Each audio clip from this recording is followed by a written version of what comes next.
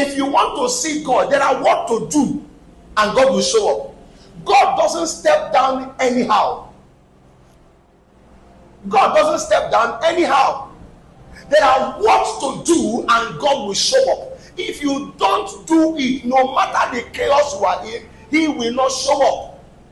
Amen? Amen. Are you still here with me? Yes, sir. What is the objective of this lesson? To help believers understand the spiritual principles that prepare the ground for the manifestation of God's power in their life. That's what I want to establish.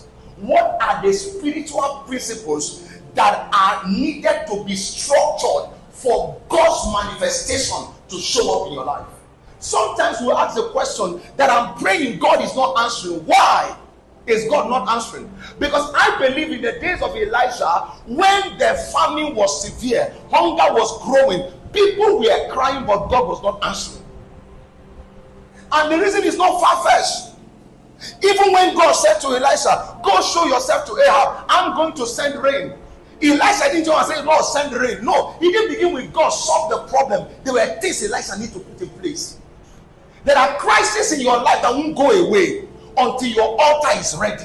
Because your altar is where God meets you. And when He meets you, after He meets you, the next thing that happens is the move of God will start showing up in your life. But the absence of the altar will mean that God has no legal ground to show up. This is why in the olden days, our parents do not play with altars. They don't play with it. In fact, if you read through scriptures, you will find out that every time God spoke to a man, He raised an altar. The essence of the altar is that altar is what keeps covenant alive. Once the altar dies, the covenant is dead. Once an altar is erected, a covenant outlives the one who erected it.